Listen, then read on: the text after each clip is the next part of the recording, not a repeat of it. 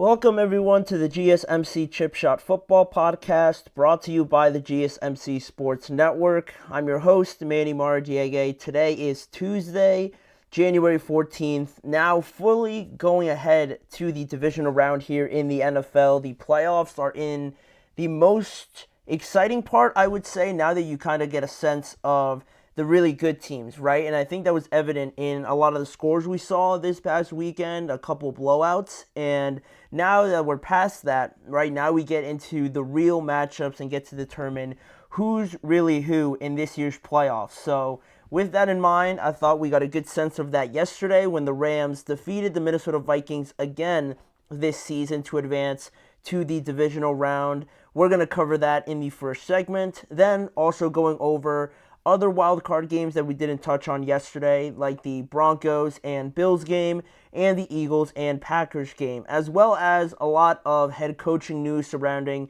the Dallas Cowboys, obviously surrounding Mike McCarthy, and the rumors linking the Cowboys and Deion Sanders once again. So all of that is coming up on today's show, and before we move on to any of those topics, I'd like to remind you guys, if you guys are new around here and you guys have any questions, comments, or opinions you'd like to share on anything we talk about today, please don't hesitate to do so. Your guys' insight and, just perspective on anything is greatly appreciated, and it always gives us a different perspective that we can take the conversation in a different direction. So if you want to make it absolutely sure that your message stands out and gets featured on not just this live show, but any of the live shows across the network, there's an easy way to do that just by using the new Super Chat feature.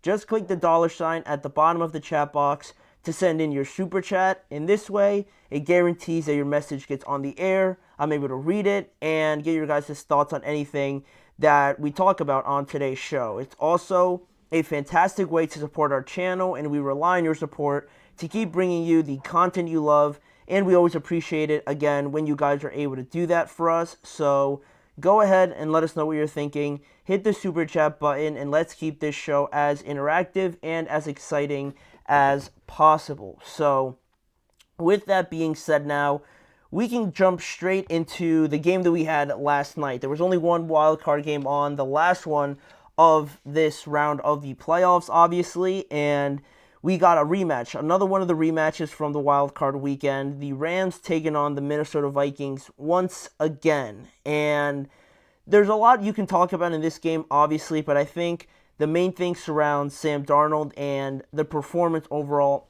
of the Vikings offense. And I think you can make a really good argument that these last 2 weeks, not just yesterday, were the biggest 2 weeks of Sam Darnold's career. And now after everything's been settled and everything's happened already the way it did, I don't think it could have gone any worse for Sam Darnold in that respect, unfortunately. And, especially for Minnesota as well, who lose in the first round of the playoffs again, losing 27-9 after, battling all year with the Detroit Lions, being in contention to be looked at as the best team in the NFC if they would have won that game. Obviously, they fell short, and then they had an opportunity going into this game to get right, going into the playoffs, obviously. But again, it was another 9-point performance, and a lot of that, unfortunately, is going to fall on Sam Darnold and their offense, which we're going to dive into. But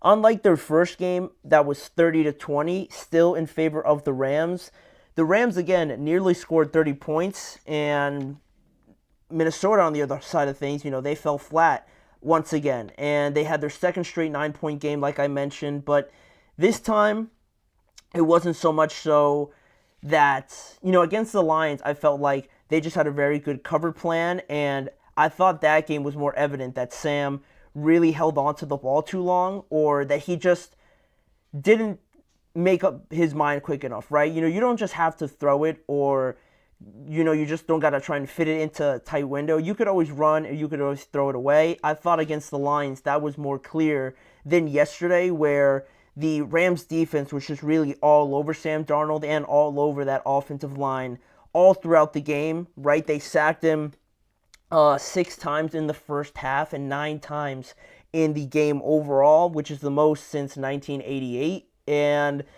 that's obviously a problem, but a lot of that it goes on the offensive line as well, right? They didn't look any better than really Sam Darnold did, but he's going to get all the attention, right? Because he plays quarterback and he's on that 1-year deal and everything like that. And he was the surprise of the season, but when it mattered most, you could say he didn't do really much to elevate this group, and that's also going to fall on him, unfortunately. So you could tell right away which team looked the most comfortable. And this was kind of something we pointed out in the preview yesterday, how I was just feeling more comfortable with Matthew Stafford, Sean McVay, Cooper Kupp, and all these guys that have been there. Matthew Stafford's been all over the place when it comes to experience, seeing everything.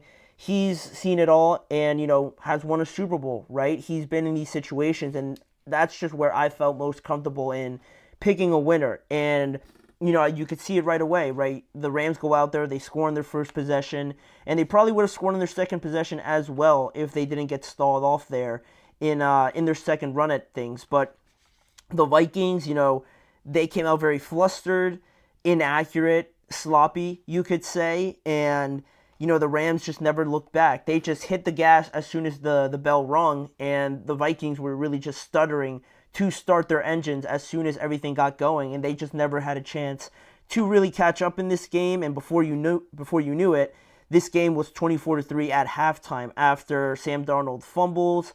Jared Verse returns it for a touchdown, that making it, I believe that was when the score was 17-3 at that point. It was getting pretty bad then. And then I believe it was a touchdown to Davis Allen that made it 24-3. But yeah, at that point, it's only halftime, right, in its respect, but you could just tell right away, just on the eye test, that this was not going to go well for the Vikings at all. And although Darnold finished with 245 yards, most of it came, towards the end of the game when, again, it was all pretty much written out as that the Rams were going to win. So it's a little bit misleading there. But I talked about the Rams, looking more comfortable and efficient, but it wasn't without a couple of their struggles as well. What's crazy about this game is that the Rams were, 2 of 10 on third down, and even though Minnesota was sacked 9 times and they lost 82 yards on it, they also outrushed the Rams as well. And not only that, but the Vikings also couldn't help themselves too much because they had 10 penalties for 95 yards the Rams had 10 penalties for 95 yards compared to the Vikings only 2 for 20 yards. And the last thing I wanted to mention that, although the sacks, were pretty favored, obviously, towards the Rams, and the 2 turnovers also, that's what really ended up being the difference, right? The sacks, the inability for Sam Darnold to get a pass away, and the 2 turnovers, right? It's never going to be easy, or you're never going to win a game losing the turnover battle. And the sacks and the turnovers proved to be what was insurmountable for the Minnesota Vikings overall. But if you were to tell anybody that the Rams were only 20% on third downs and they had 10 penalties for 95 yards and they somehow won this game by, 18 points, something would be missing, you would think, right? That wouldn't add up. But it was so heavily favored in the favor of the Rams defense that it almost didn't matter. Where other games, right now, you look ahead to the Eagles game, those sort of things they're not gonna work, obviously, against the Eagles. So they have a lot to clean up from their standpoint. But I guess that answers a question of whether or not this game was more about the Vikings, being bad, or the Rams being overly, just too good for them. And I think it's a little bit of both. I don't think it's so much so that the Rams were that much better, obviously, because of the penalties and the inefficiency on third down. And I don't think it was just the fact that the Vikings were frauds or anything like that. They have good players on this team. They have a great head coach. But it brings us to this other point on Sam Darnold now, right? With the whole season that he's had and how impressive he's had, of a year. He's made a Pro Bowl. He has put up very good numbers, but these last couple weeks, and even Sam Darnold said it himself after the game, despite the great season, right, nothing really matters unless like you move on in the playoffs, and they weren't able to do that. So that brings you to the idea of what happens with Sam Darnold now, and his contract, and whether or not he's going to stay with the Minnesota Vikings after that, what kind of money they're going to offer him compared to any other teams that were all in on Sam Darnold before, and now after they see that and the timidness, the rushing, sensation that you got from Sam Darnold, the panic potentially going through his motions and everything like that is something that you have to reconsider now, right? Do you want that sort of performance to happen with your organization now? Is that something that you could fix, or is that something that, kind of drives you away from Sam Darnold now? So that'll be interesting to see how it plays over the offseason. And you don't like seeing how someone's potential long-term deal can be lowered or affected in this way, but it is the nature of it, right? Despite all the success you have in the regular season and the stats and performances and everything like that, this is where it really matters, obviously, right? Nothing in the regular season is worth for almost anything unless you kind of validate it moving on in the playoffs, right? Like we're talking about the Vikings, who could have ended up being the number 1 seed, but they ended up being the 5th seed, and everybody thought they were still a top 3 team. Well, they played like one of the worst teams. I think they were, other than the Broncos, the lowest scoring team in the first round. So it's not a good look, right? All of that work you did in the regular season, you can't really validate it unless you move on. So that's the unfortunate part about it. I mean, you could look at other situations like the Chargers, who people were riding high on, including myself. All of that good work that they did in the regular season, they got exposed in the first round. The same thing with the Steelers, right? Good start, really bad end of the year, and in the playoffs they also get exposed. Same thing with Dallas over the last couple of years. That's where you kind of stamp your assurance that you are really a great team, especially just moving on from the first round. I think is a great thing, but the Vikings now are going to have to reconsider, I guess, just the quarterback position, because everywhere else, right, like how much better are you going to get at wide receiver or running back? That offensive line definitely is another spot, but really their defense played pretty well all year, maybe improving in pass coverage a little bit more, but it's just really all about the quarterback. And I don't say that lightly, obviously, because of the importance of the quarterback, but it's a spot where you probably didn't think they would be about like 4 weeks ago, right, when they were on that winning streak. So we'll see what happens with Sam. We'll see what happens with J.J. McCarthy and things like that. It's going to be a crazy offseason, so this is just going to add on to it. But speaking about the craziness about the NFL, we're going to move over and talk about the Dallas Cowboys now and their head coaching position in regards to them potentially hiring Deion Sanders, right? We've talked about this before, and the rumors linking Deion to the Dallas head coaching position while Mike McCarthy was still there.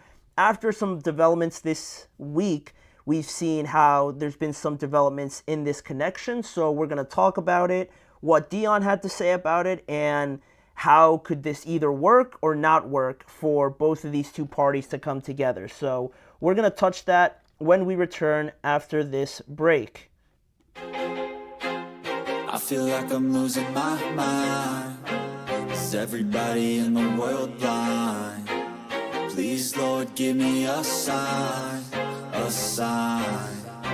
I feel like I'm losing my mind. Is everybody in the world blind? Please, Lord, give me a sign, a sign. I wanna be the greatest. Everybody on the fake shit. I look around and feel like everybody is the fakest. I make this every day and I'm impatient, hoping one day I blow up from the basement. Statement, the top is so vacant. I don't hear shit that I think is amazing. Waiting for my day when I'm playing sold out shows for 1,000 faces. Hey, give me that crown, get in my way and to be put down. It ain't your place, all this my town. If I want that shit, then I'll get it right now. I'm losing it, the noose it fits. I'm losing shit, a stupid myth. You choose to live or choose to dip. You choose to fight or lose your grip and lose a gift. I feel like I'm losing my mind. Is everybody in the world blind? Please, Lord, give me a sign, a sign. I feel feel like I'm losing my mind. Is everybody in the world blind? We are back here on the GSMC Chip Shot Football Podcast to continue talking about all things head coach, and we make a stop in Dallas, Texas to talk about Deion Sanders and his connections once again to the Dallas head coaching position, because after yesterday's news that the Cowboys and their former head coach now, Mike McCarthy, decided to part ways, it didn't take very long for the news to fly about a new head coach, right? A name that we've heard before in Deion Sanders, but there's been some major developments now surrounding Deion and his connections to the Dallas Cowboys, right? Reports came first from Jordan Schultz of Fox Sports, then followed up by ESPN and NFL media late last night that Jerry Jones and Deion Sanders had already talked about the Cowboys' vacant head coaching position. And this is after, Deion Sanders' second and much improved season at Colorado, right? He finished the first season 4-8, but he just finished his second season at 9-3, and that's very impressive. That's got everybody jacked up on how not only Colorado could perform and how well the job Deion's doing to completely shake up that entire program and organization over there in Colorado. And he's doing very well for himself, kind of starting off, moving on from Jackson State and then coming over here and playing some, big-time college football in some of these games. It's going pretty well for him, right? He's developing very well. But there's already, those connections with his son, Shador, and also Shiloh, his other son, moving on to the NFL, and how, that could affect Deion. Is he going to follow them over to the NFL? Is he going to try and be their head coach going into the NFL? And, that's a whole other discussion about potential problems and things like that could cause. But it looked like, from what Deion was saying before, that he was just going to stay in Colorado. He hasn't been shy about, praising what he's doing there, what they're doing there, I should say, as a partnership. And it seems like he's very excited about being there. And he's still currently going to be entering the third year of a 5-year, $29.5 million contract that he signed back in December in 2022. So he's pretty much in the thick of this deal still. So any type of other option that he wants to kind of pursue in college or in the NFL, if he wants, a job in the NFL, which is where we enter now with this discussion, there is an $8 million buyout clause for any NFL or college team that wants to hire him in his current contract. So that's where, we enter now into this realm of the Dallas Cowboys, right? Because before, going back to last week, with the back and forth, indecisiveness, I guess you could say, of Jerry Jones and him in one breath saying that he wouldn't want anybody to be part of the Dallas Cowboys that really doesn't want to be there, kind of suggesting that if Mike McCarthy didn't want to be there, that he would have no problem with, having him venture and explore other opportunities, right, if he wanted to do that. But by saying that and kind of connecting it to how he released Ezekiel Elliott, and now Zeke was with the Chargers now that they've gone home, but he related it to that, right, allowing players,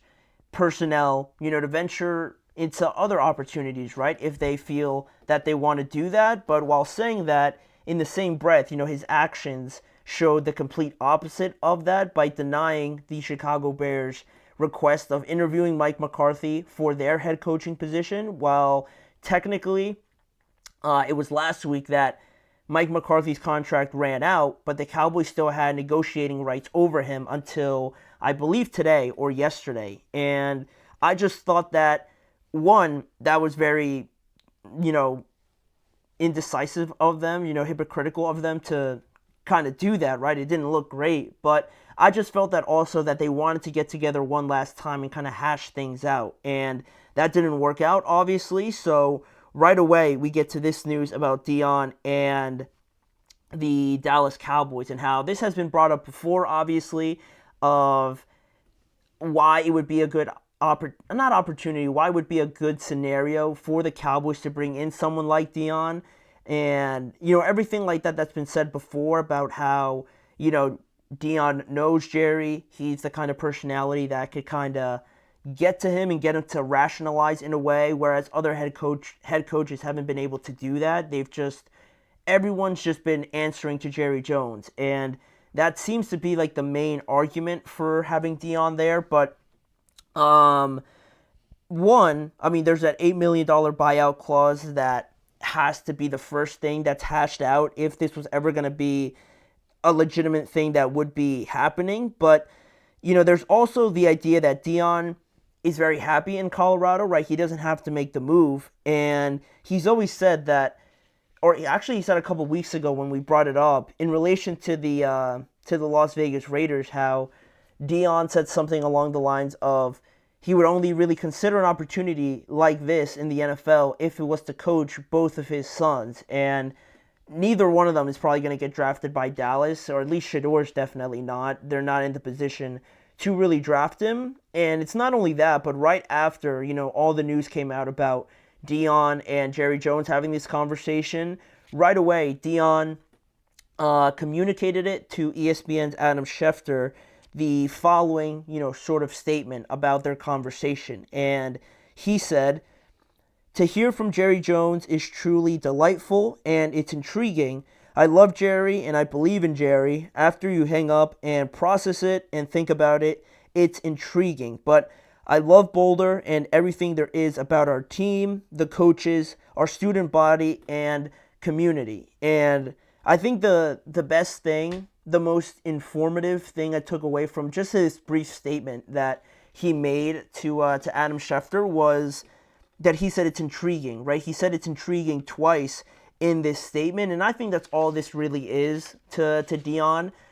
I mean, like, the Dallas Cowboys call you for a position like this in their organization. Of course, everyone's going to take a moment to think about it. Even Deion Sanders, right? Obviously, it's a huge just opportunity, right? Just to come out of nowhere. But I think all it is to Deion is just intriguing. Like, you got to think about it and consider it a little bit, but through some more thinking, and I'm sure they're going to probably talk about it a little bit more, I think it's going to come to a place where, and I think Deion's going to be a great coach, I think he's going to stay in Boulder first and foremost, but through a couple more years there, maybe until his contract runs out, I think he's going to be a great head coach anywhere, really, in college if he decides to stay there, or in the NFL if he decides to kind of make that move up. But I just think that right now, the timing of it all and where this team is, and also,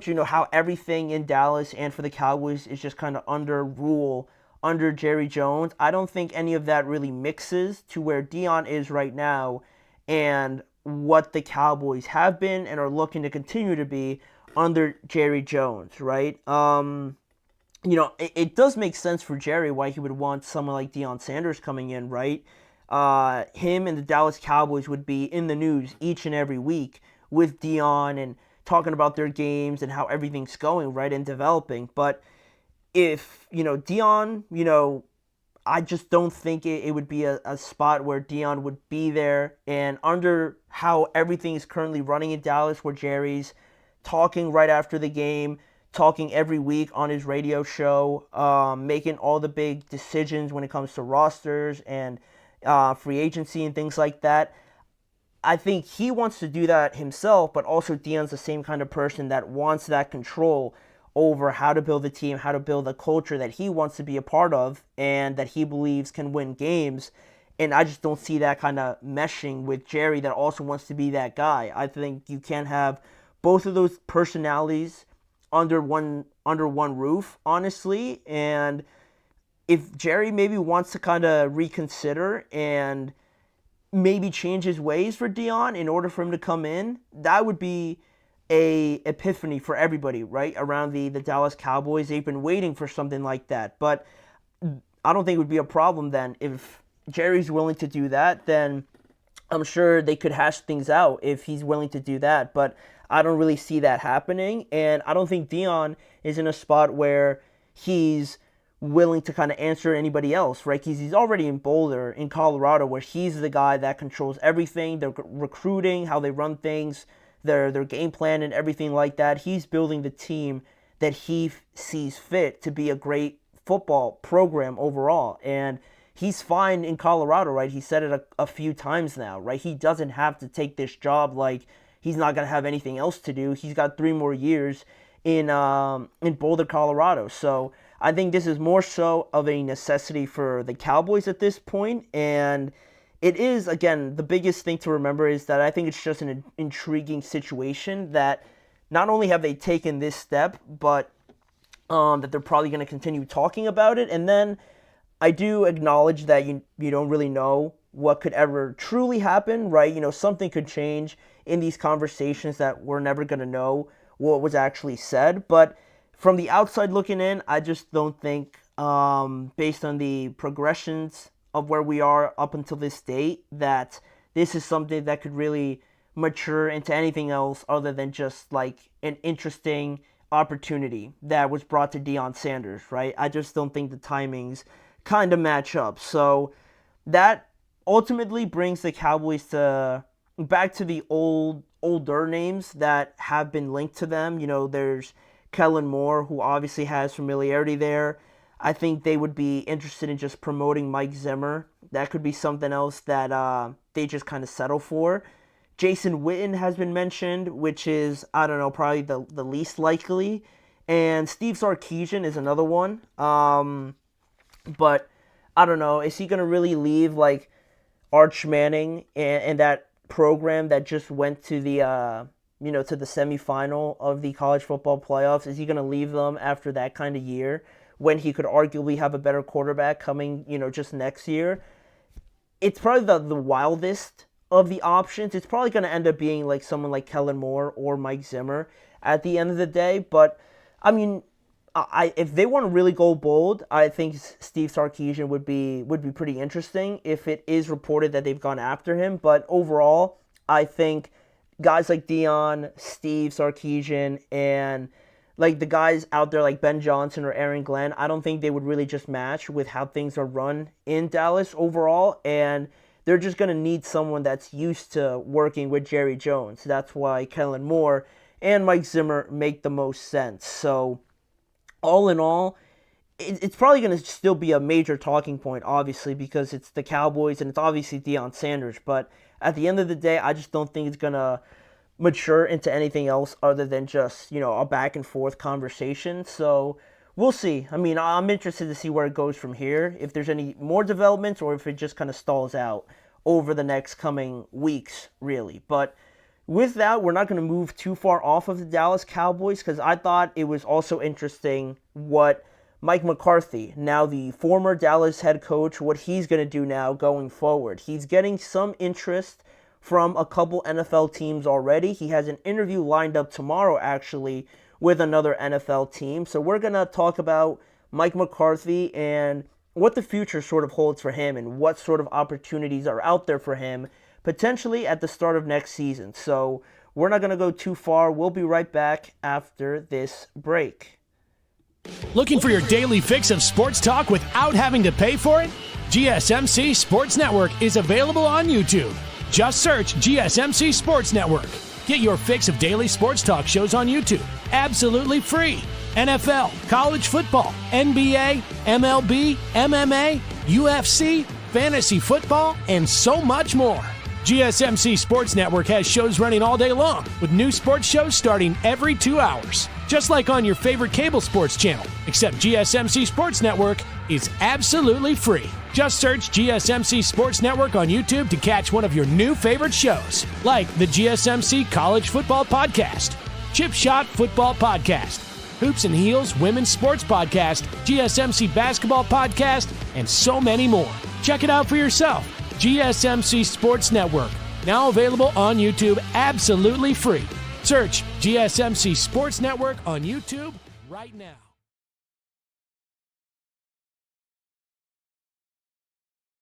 Jumping back into all the head coaching discussions that we've had already, now we get to some more surrounding, I guess, a new candidate now into the head coaching pool in Mike McCarthy, where we kind of gave an update probably around this time last week on all the candidates, who is going to interview with who has already interviewed with who, and things like that. Now we got a new candidate after Mike Vrabel was already taken off the market, and the Patriots are no longer searching for a head coach, right, by hiring Mike Vrabel. And now, like I mentioned, it was last week where we talked about Dallas, receiving Chicago's request to interview Mike McCarthy for their head coaching position, and how contradicting it looked, right? Like we mentioned in the last segment, how, if you really wanted Mike McCarthy to stay, and in one breath, your actions are showing that you're not really ready to move on from him, but then in the media you say things like, we don't want anybody that doesn't want to be here. If they want to move on, we have no problem with that, but still, you're not really showing it. You're just talking about it.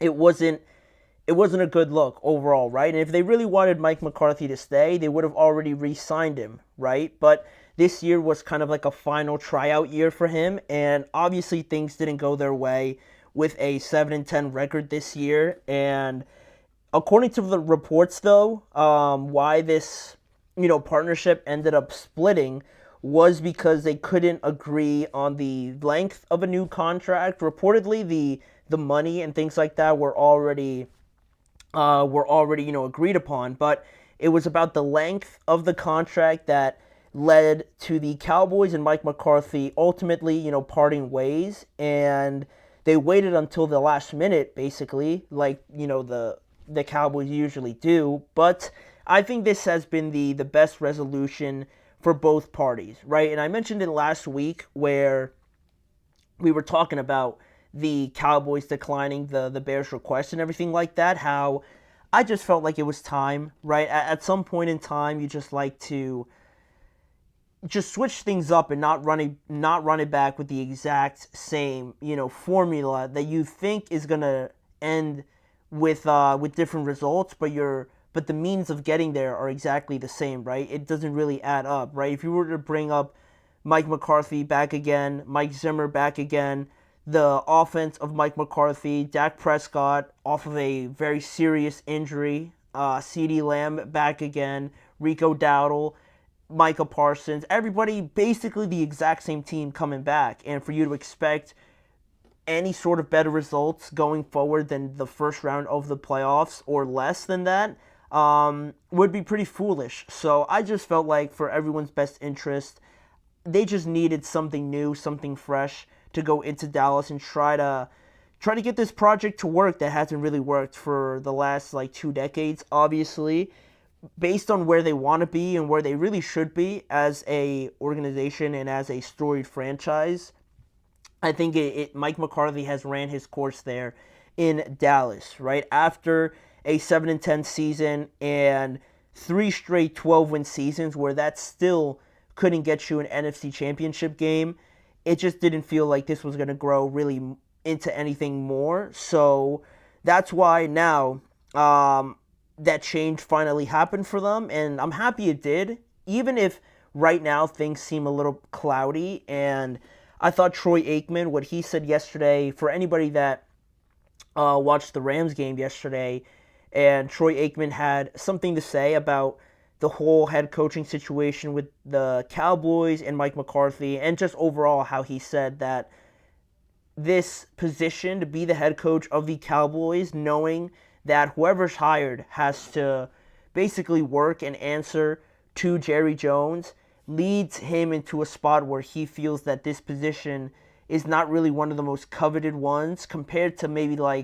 the Bears or even the Jaguars or even, the Jets or anybody like that, or the Saints, right, is another team that he said that this position might not be coveted as much as those other spots where head coaches and these candidates know that they're going to have a lot more say and really build the team that they want to build elsewhere that's not Dallas. And I thought that was pretty interesting, and it leads you to a spot now where, we just talked about Deion and how they're trying to, gauge his interest to kind of take up this job. But outside of him, it doesn't get too much more inspiring, I guess you could say, about the candidates that could and would even want to come coach here. But that was, we mentioned guys like Kellen Moore and Mike Zimmer, but this segment is more so about Mike McCarthy and how this split, I think, is a good thing for him, right? Because moving forward now for McCarthy, he ended up getting that interview with the Chicago Bears after all. He actually has an interview tomorrow with them, and that is, something that maybe a week ago you didn't think that was actually going to happen, and maybe he missed his window. But the Bears have been very open about the possibility of turning every stone to find their next head coach, right? They've interviewed one college coach, I believe, from Iowa State, I believe, to be a head coaching candidate, or they're going to interview him as well. And they have like 12 other guys that they're going to interview as well throughout this very extended process. So they're not just going to turn their head away from Mike McCarthy, even though the Cowboys kind of turned them away. They have an interview lined up with him tomorrow, and that's been one of the most mentioned spots, along with the New Orleans Saints is another one. I've heard that both of them, especially the Saints, are pretty interested in the services of Mike McCarthy and, his connection to the Saints. He was a former offensive coordinator there, and obviously with Chicago, he coached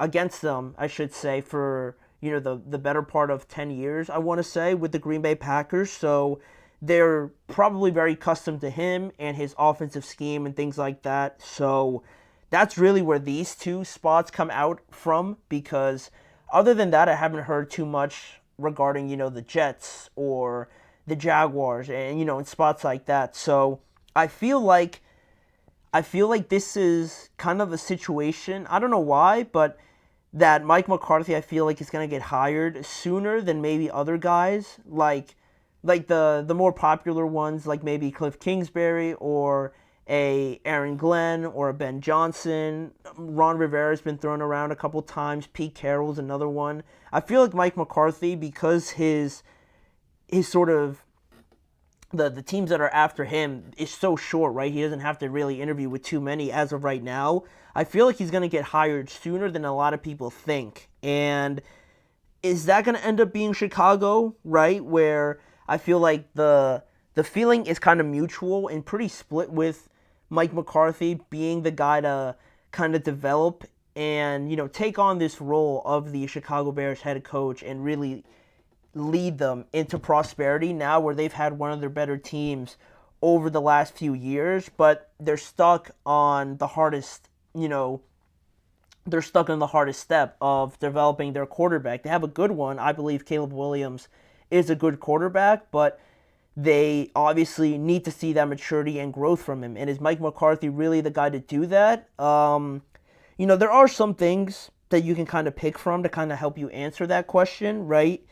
Even though his time in Dallas might seem pretty underwhelming, and he received a lot of the criticism for a lot of the shortcomings of the Dallas Cowboys, and some of them were rightly put on him, right? But he did finish with a 49-35 record in Dallas in 5 seasons, and he made the playoffs in 3 of his 5 seasons as well. So, if you look at that, and maybe it doesn't meet the Cowboys standards, right, just making it to the playoffs, but if you look at places like Chicago and New Orleans, they would die for a kind of run like that, right? In all honesty, they would love to be in that kind of situation after years of, especially the Bears, of not really having any sort of, consistent success like that. So that's what also kind of makes me think that Mike McCarthy is a serious candidate there. I just don't think that they're interviewing him just to make sure they cross them all,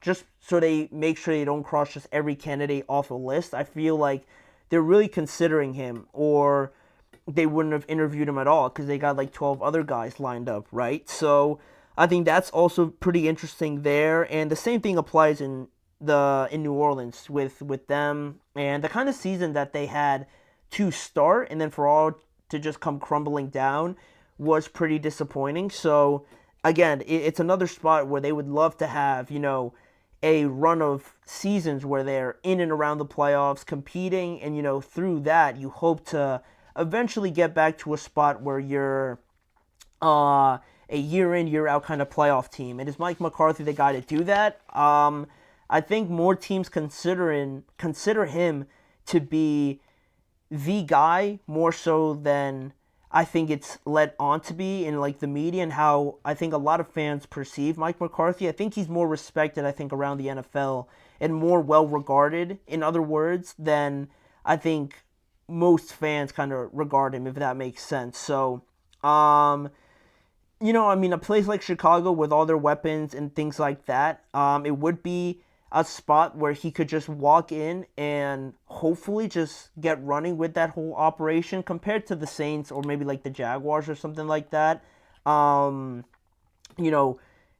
With Dallas, he had a bunch of weapons with CeeDee and, at one point with Dak and how well he was playing as well. If you want to talk about quarterback and the kind of results he had with Dak, that's also a spot where hopefully you can get Caleb to play at that level. But offensively, and the kind of setup that he had there with all the weapons that the Cowboys had there at their disposal, Chicago kind of fits that mold as well. And they're probably the one that fits that mold the best. But does Mike McCarthy's philosophy fit what they want to be, their offensive philosophy? Or are they looking more so to be more modern, like Ben Johnson or Cliff Kingsbury, right? I think you can't really go wrong there, unless you're the Chicago Bears and you know the answer. But I think there's some good and some bad that you could take from that as well. But, watching ESPN today to kind of close out this segment, I heard Dan Graziano talk about how next week would be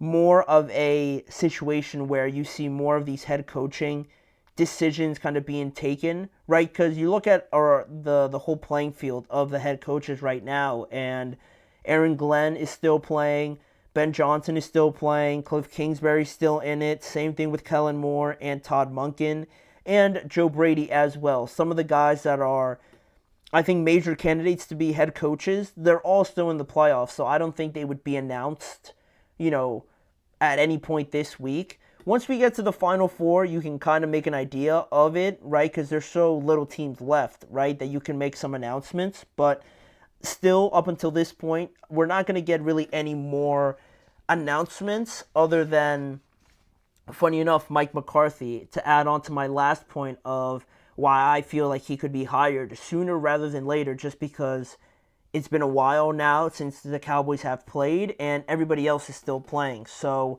I think that's something to keep an eye on, and it'll be interesting, right? Because the Bears and the Saints, to kind of touch on those points to close it out here, are two of the teams that are interested in Aaron Glenn and Ben Johnson, who have probably been the most popular names out of everybody. So will they make like a quick decision to bring in, a guy like Mike McCarthy, or are they going to be waiting it out for, those two other coordinators? That'll be something to follow over the next, weekend, week and a half, and things like that. But that is all we have on the head coaching in the NFL for this episode. And to close it out, we're going to go over a couple more of the wild card games that we didn't get a chance to cover, like the Eagles and Packers game, as well as the Bills and Broncos game. So those segments are coming up on today's show right after we take this quick break.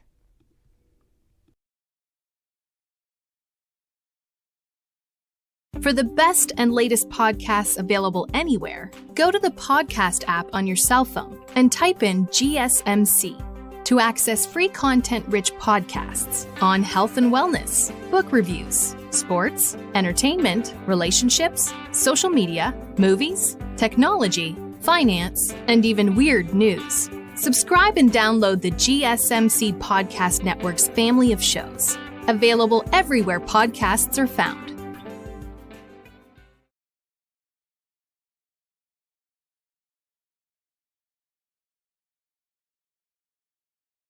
We are back here on the Chip Shot Football Podcast to continue going over our game reviews of each of the wild card games that we had over the weekend. We didn't get to all of them yesterday, so the last two games that I have on here were definitely worth talking about, because especially this game between the Eagles and Green Bay in the wild card round, where the Eagles ultimately advanced to the divisional round. And, the Packers got pretty beat up in this game, right? They got bullied, as, I wrote there in the title, because if for any reason you didn't catch a good amount of this game, all you had to see was Dallas Goedert's touchdown from this game to kind of understand what this matchup was all about, right? That was only one of the plays where the Eagles beat up the Packers pretty well, and they ended up winning 22-10, but it definitely felt like it was one of the most comfortable 12-point, 10-point, double-digit wins I've ever seen, because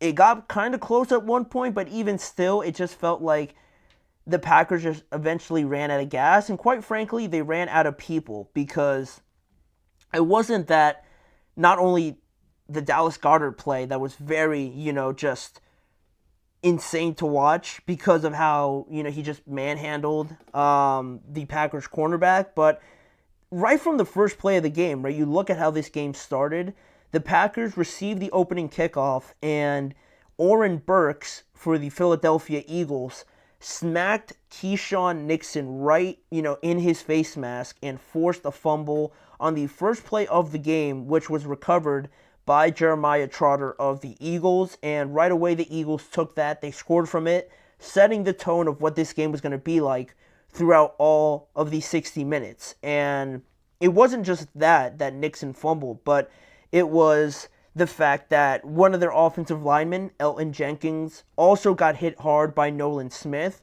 from the Philadelphia Eagles, and that pretty much took Elton Jenkins out of the game for the rest of the game. And then later in the contest, we saw Romeo Doubs go down with an injury, with a head injury it looked like, and he was clearly not in any condition to return after that. And then, there's a couple more guys, right? We had Reed Blankenship just ram into Jaden Reed over the middle of the field after he caught a pass. He hurt his shoulder, and he also couldn't come back as well. So at this point, there's no more Elton Jenkins. There wasn't a Christian Watson. Jaden Reed's out of the game. Romeo Doubs is out of the game. And, Jordan Love is just not looking great really at any point in this game. So things were just falling apart for the Packers, on top of them just struggling anyway against this Eagles defense. And then it was all culminated by that Dallas Goedert touchdown, like I said before, right?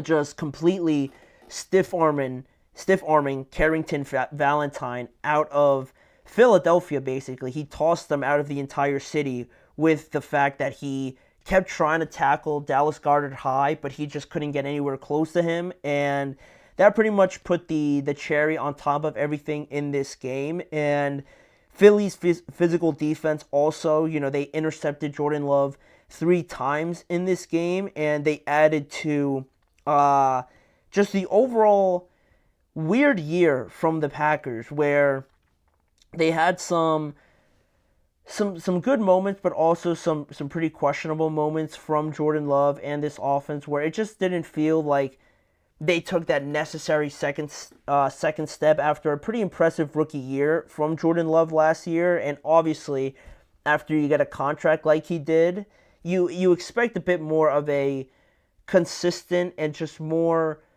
trustworthy performance from Jordan Love week in and week out, and you just never really got that feeling, I think, all year. And it was pretty evident in his record against all the top teams, like the Eagles, like the Lions, like the Vikings, and all those top teams in the NFL. He was actually 0-6 against all those teams, and he has thrown for 8 touchdowns and 8 interceptions in those games as well. So it's not very optimistic about Jordan Love and his situation with the Packers and just the overall year that he had. Very much a neutral step at best, a sideways step at best, if you will. It definitely wasn't a step forward, and I wouldn't say it was a complete step back, because they at least made the playoffs and they were pretty competitive, albeit with the Lions and the Vikings as well. But, not winning those games definitely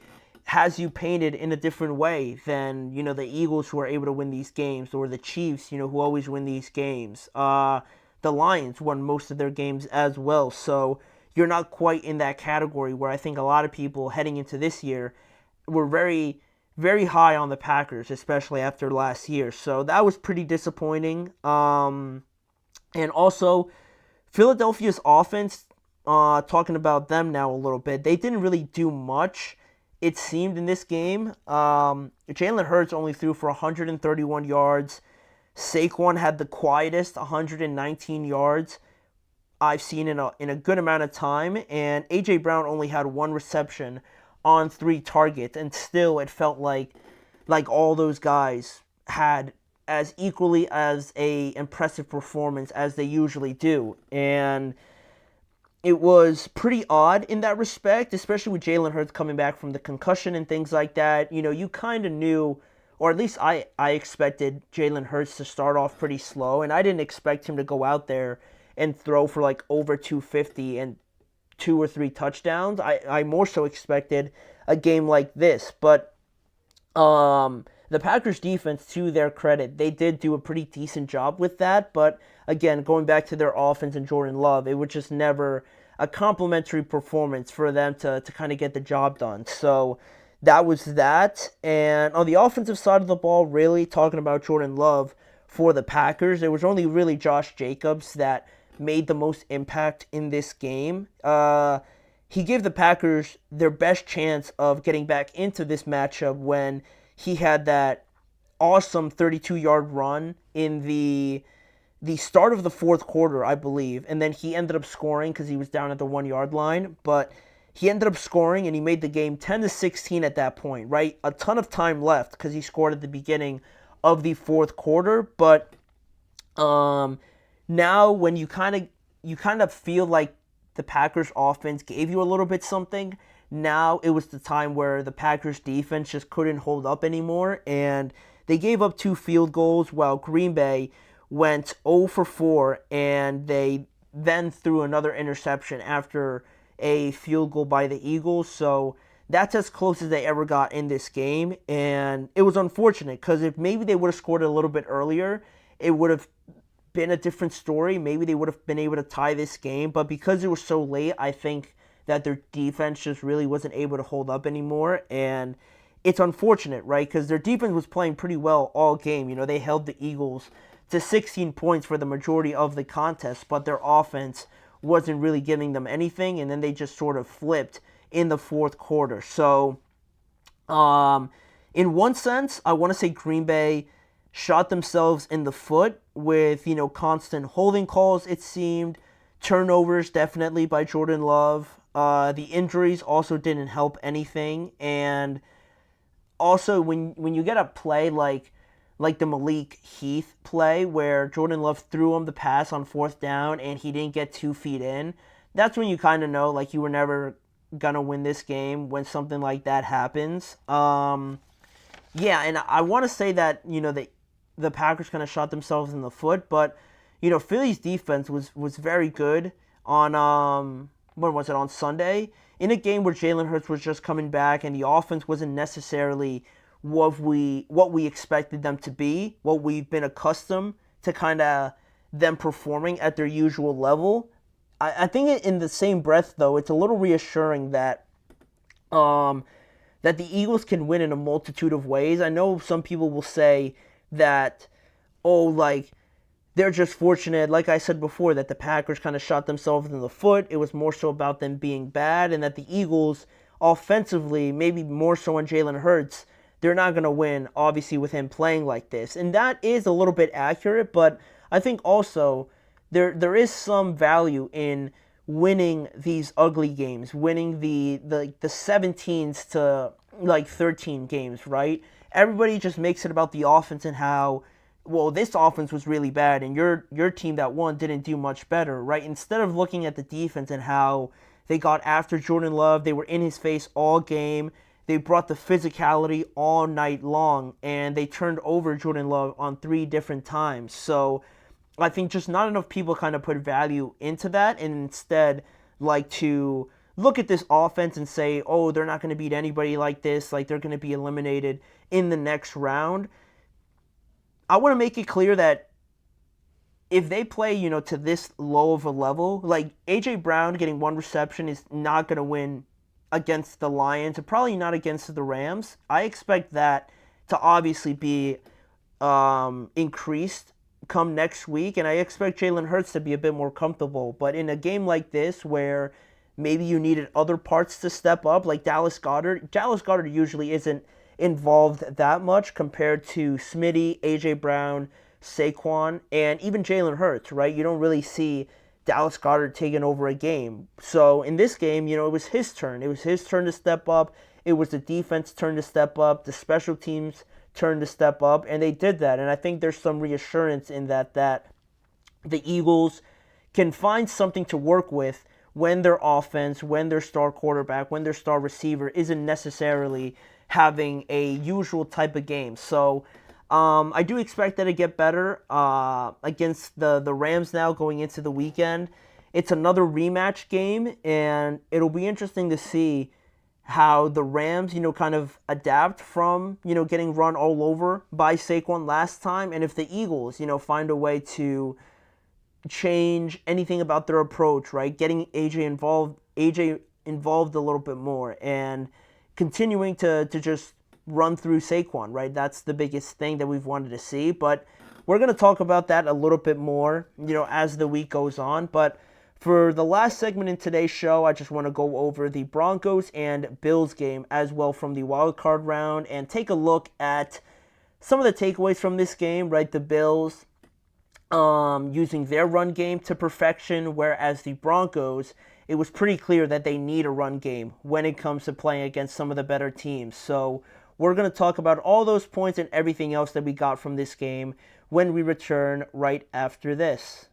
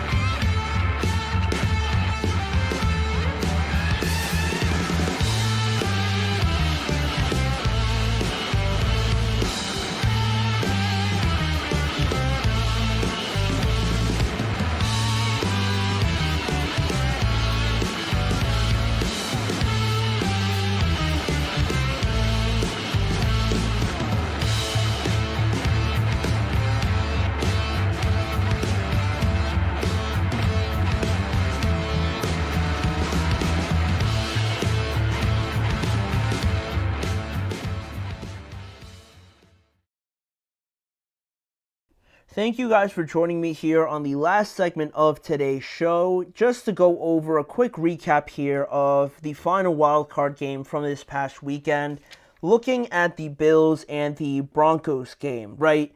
I think this was the game that I heard most people talk about there being an upset, being a closer matchup than I think a lot of people were initially giving the Broncos credit for, and all that talk about the Broncos being a tough matchup for the Bills only really lasted about a half, I would say, at the absolute max, because after that, the Bills just really kept taking body shots after body shots and wearing down the Broncos, defense down especially, and the Broncos offense really couldn't stay on the field long enough to kind of stay with the Bills offense, but also to give their defense the necessary break, right? It just wasn't complimentary football as you would have liked to have seen if you were a Broncos fan. And yeah, I mean, the Bills walked right through the Denver Broncos on their way to a 31-7 wild card win, and they now advance to the next round for the 5th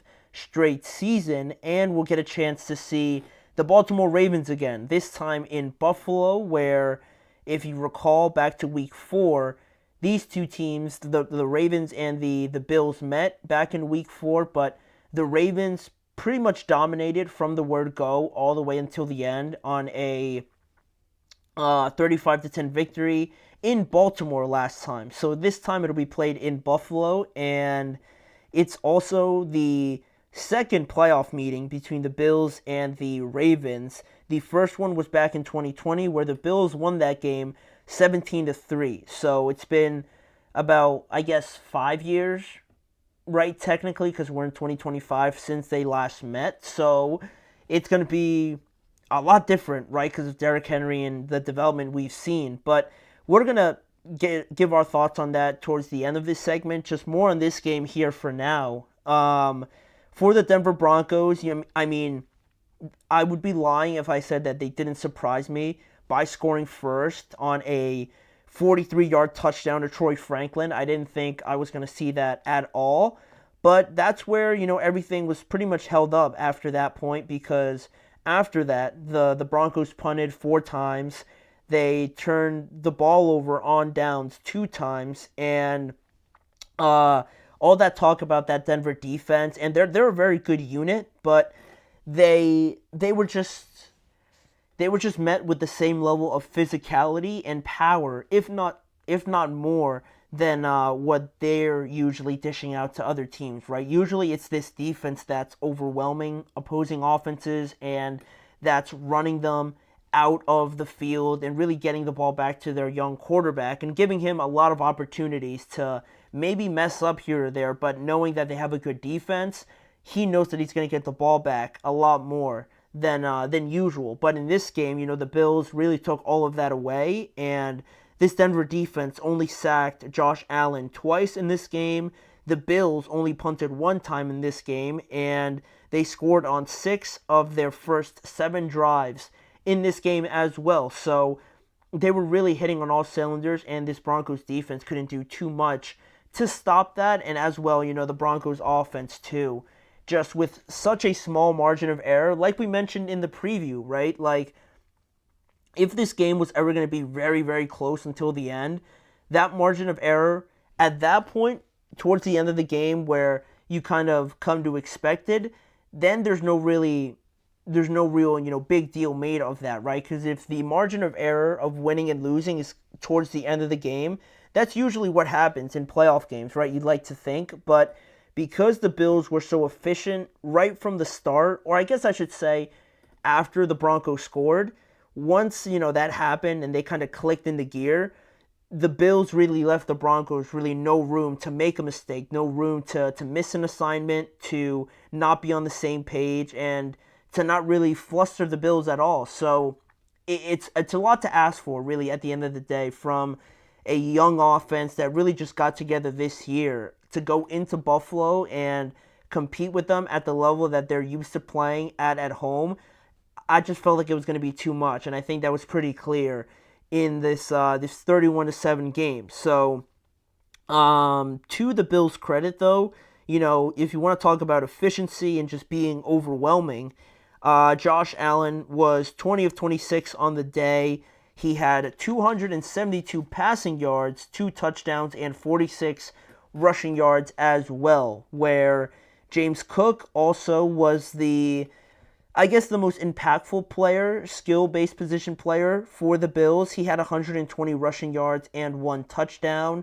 And as a team, the Bills ran for 210 rushing yards, right? And, Allen completed a pass to 8 different receivers, and more so on just the overwhelming just domination that the Bills had over the Broncos. They had 23 more minutes of the ball more than the Denver Broncos, right? And that's kind of unheard of, quite honestly. And, looking at a little bit more in detail about the drives, right? We mentioned how the Bills were just dishing out body blows to this Denver Broncos defense, right? And you look at the drives that they had, right? They had 6 drives of at least 8 plays or more of at least 5 minutes, and not all of them were even touchdowns, right?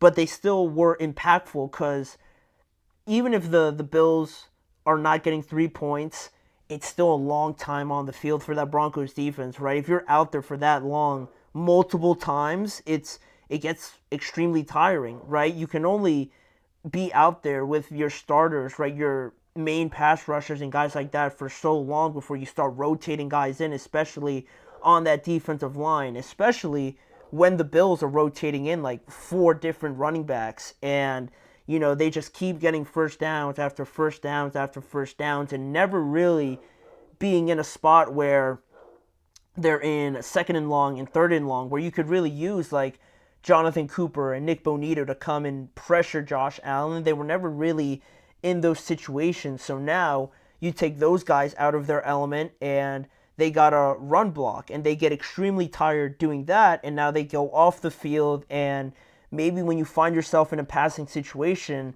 they're not, they're too tired to come back on the field and things like that. So that's where I kind of felt that this game would go, right, for that pass rush and the amount of runners that the Bills had. I just felt like they could rotate those guys in on a cycle, and eventually you would wear these guys down, and that's also what ended up happening in this game. And, the Bills defense, not to just overshadow them, because, they held Denver to 2 of 9 on third downs also. So, they also had a part to play in it as well. But really it was just more about this offense and how dominating and how much they use the running game as well. And that ultimately brings us to this upcoming matchup right now between the Bills and the Baltimore Ravens, right? Where I think over this past weekend, we saw those two games in particular be the most dominating running games out of all the wild card games that we saw this weekend. I don't think anybody had much more of a dominant performance running the ball than the Ravens and Derrick Henry, Lamar Jackson, what they did to the Steelers, and the Bills and what they put on display against the Denver Broncos. So not only do we get probably two of the most dominating, grueling, just relentless is the best word I can use, running games out of really all the NFL, I would say. Maybe Detroit's got something to say to that, but in the IFC, certainly these two teams are committed and determined to run that ball, and not only with Derrick Henry, Justice Hill, and guys like that, and Ty Johnson, Ray Davis, James Cook, both of their running backs, probably two of the best running backs. No, they're two quarterbacks, two of their best running quarterbacks in the NFL, right? They're not running backs, right? That was the joke with Lamar Jackson before, but he's certainly grown way past that, and he's a great passer. Same thing with Josh Allen and how much he's improved, right?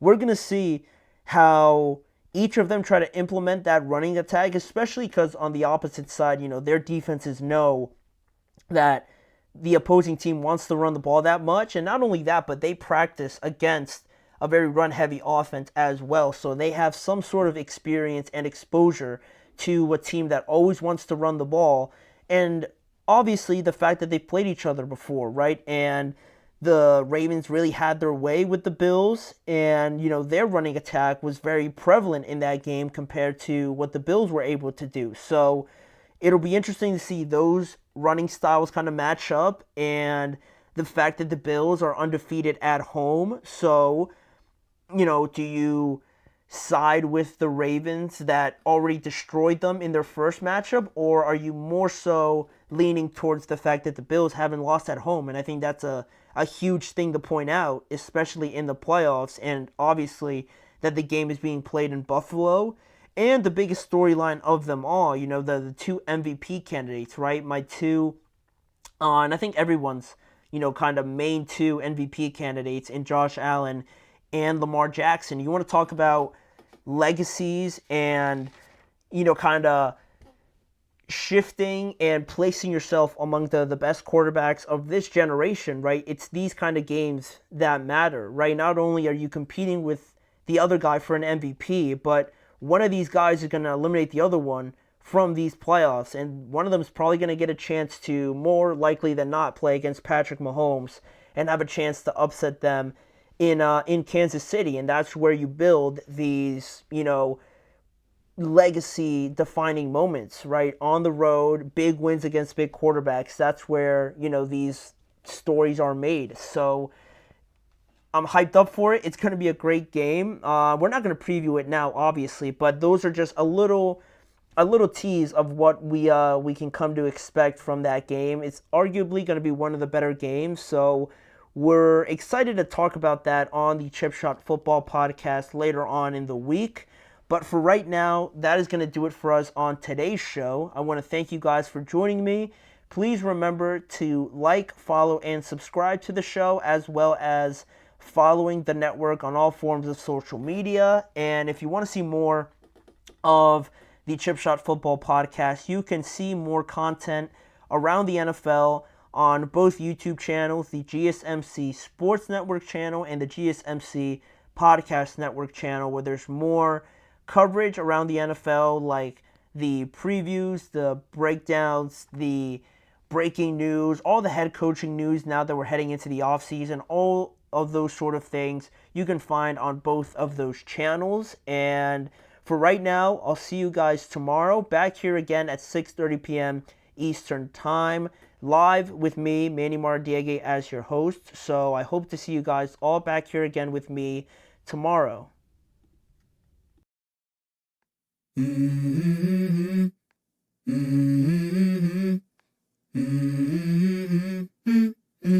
Let's go. I wake up to a little bit of drool on my pillow, feel like it's gonna be a bad day. Yeah, I'm tired of shit, and the coffee ain't hit yet, damn, ain't that great.